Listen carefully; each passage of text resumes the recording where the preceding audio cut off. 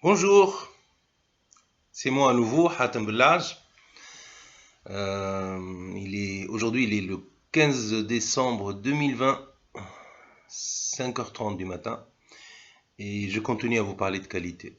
L'objectif aujourd'hui, c'est que je serai pas long, je vais être à one digit, c'est-à-dire à 9 minutes maximum, pour faire la continuité du vidéo dernier. Alors, je commence. En fait, on était parti que la qualité, c'est un label de confiance. Pourquoi de confiance? Les gens achetaient parce que on avait ce label de ISO machin, 9000, 9000 machin, etc.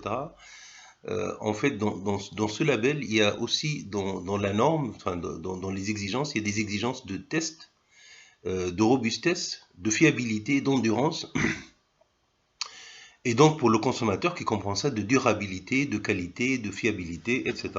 Ce qui l'incite à acheter. Voilà. Donc c'est devenu en fait ces labels aujourd'hui, ces labels, ces certifications sont devenus pour les entreprises, ben, c'est comme un catalyseur pour pouvoir vendre, pouvoir attaquer de nouveaux marchés, pour pouvoir être concurrentiel et être présent. Voilà. Mais la qualité elle-même, comme j'ai dit, elle a en fait ce qui est intéressant dans l'histoire, c'est que au fil du développement, je dirais, de l'ère industrielle, il a évolué vers différentes phases, à commencer par le contrôle qualité. On a dit que la logique était dans les années 60 de fabriquer n'importe comment, mais on a dit qu'à la fin, on va faire un contrôle, et ce contrôle va permettre de faire la ségrégation, la distinction entre les pièces dites bonnes qui vont au client et les pièces dites mauvaises, c'est-à-dire non conformes aux attentes du client, et qui vont partir, enfin, grosso modo, à la poubelle. Bon. Le problème, c'est que la poubelle, elle se remplit de plus en plus. Et ce qui est à l'intérieur, ben, ça coûte de l'argent. Et cet argent, ben, il va être facturé au client. Et le client va le facturer à son client. Et en fait, cette facturation aiguë va constituer un petit peu une chaîne d'échecs, voilà, dégagée qui va gonfler le prix de, si on prend une voiture par exemple dans l'occurrence, gonfler le prix de la voiture. D'où est venue l'idée aujourd'hui de maîtriser ses coûts. On est entré dans une nouvelle phase, les années 80, 70, 80, ce qu'on appelle les assurances qualité. Et l'assurance qualité, en fait, bon, en un mot, je dirais, c'est la paperasse, quoi. C'est les papiers, c'est des procédures, on essaye de cadrer les choses. On a commencé à entendre les idées de service, ici le service production, le service maintenance, le service, voilà, c'était un petit peu le cloisonnement dans l'entreprise, c'était un petit peu, voilà, chacun son truc, chacun son patron, chacun son chef, plusieurs usines dans l'usine, etc. Moi j'ai ma procédure, toi tu as ta procédure, ma procédure n'est pas comme ta procédure, moi j'ai un document signé, toi t'as pas... Voilà, c'est un petit peu la partie documentaire, mais dans le terrain, grosso modo, rien n'a changé. On continue à faire un petit peu n'importe comment. Il y a les mêmes erreurs, les mêmes rebuts, les mêmes pertes et la même non-qualité. Alors, d'où on atterrit vers le management de qualité. Et là, c'est intéressant parce que le, le management de qualité, c'est on s'est dit, voilà, aujourd'hui, on va chercher à chercher des orientations, à créer des processus dans l'entreprise et non pas des services. C'est-à-dire un processus, c'est vraiment des activités qui transforment des données d'entrée en des données de sortie, qui sont maîtrisables, qu'on peut les maîtriser avec des indicateurs, où on nomme des pilotes de processus, etc. Et donc le but ultime, c'est quoi? Le but ultime, c'est la satisfaction du client, c'est d'avoir un produit conforme à l'arrivée, et voilà. Et puis aujourd'hui, on ne vit pas le management de qualité, on vit ce qu'on appelle le TQM, enfin aujourd'hui depuis 10 ans ou plus, le Total Quality Management. On le doit à un monsieur, et je vais vous dire son histoire, ce monsieur. Philippe Grosby, c'est un grand qualiticien américain. Il est décédé après les années 2000, donc il a vécu toutes les phases de la qualité, ce qui est intéressant hein, d'avoir son avis. Et ce monsieur, il a eu une illumination. En fait, il a eu la même illumination qu'I Newton avec cette histoire de la pomme. Un jour, il s'est réveillé dans son lit, il s'est tapé le front. Et il s'est dit, et si on produisait bon du premier coup? Ça veut dire quoi ça? En fait, on a toujours dit que quand c'est un nouveau projet, ben, c'est pas grave. C'est pas grave. Le premier mois, je vais peut-être faire 10% de déchets et après, je vais apprendre. Voilà, je vais résoudre mes problèmes. Le deuxième mois, je vais faire 5%, etc., etc. On se retrouve que sur toute une année, on a peut-être fait 1 milliard de pertes. Ouais, mais on se dit c'est pas grave parce que c'est un nouveau projet. Alors si justement, si Crosby disait que si on produisait bon des premiers coups, c'est-à-dire que si on organisait, on anticipe tout à l'avance, au niveau des processus, au niveau des objectifs, au niveau des moyens, au niveau des qualifications, mais à tous les niveaux, eh bien le produit ne pourra que sortir bon, mais bon, vraiment bon, du premier coup. Mise en application, ça a donné les nouvelles normes. Les nouvelles normes, version 2015, 2016 pour l'automobile, etc. Ou alors on a, en quelques mots, on a en fait une architecture PDCA.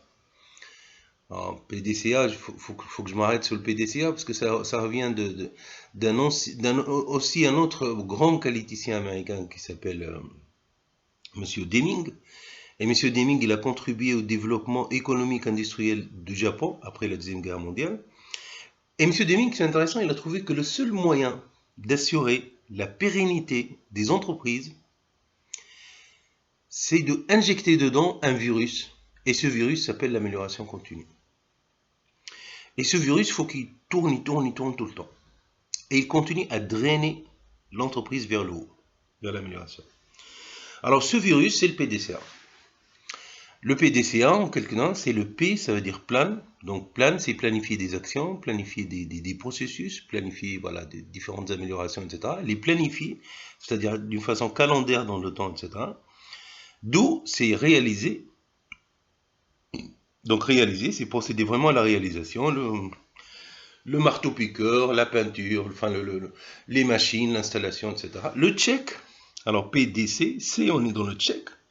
Le check, c'est quoi? Le check, c'est vérifier est-ce que la réalisation, est-ce qu'elle est au niveau de la planification? C'est-à-dire, on a planifié de faire ça, est-ce que la réalisation permet de faire ça d'une façon efficace et efficiente? Ok. Et le acte, selon le check, on va ou bien standardiser les améliorations, ou bien corriger le tir. Et rebelote. Et on commence.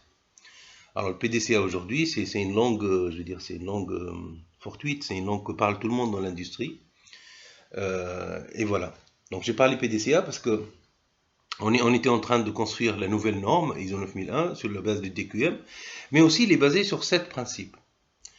Alors les 7 principes commencent par une orientation client. Alors l'ISO nous demande que vous devez avoir une orientation client, c'est-à-dire que vous devez avoir toute votre organisation, il doit être en style client-fournisseur, même en interne. Vous avez des clients-fournisseurs. Je vous donne un exemple, par exemple le personnel dans l'entreprise, c'est un client interne. Vous n'avez pas le droit de laisser le personnel dans des situations où il peut se blesser, où il peut avoir des accidents. Donc toutes les actions préventives en termes de sécurité, elles ne sont pas seulement les bienvenues, elles sont nécessaires. Elles sont nécessaires pour garantir le zéro accident en interne. Parce que les gens viennent pour travailler.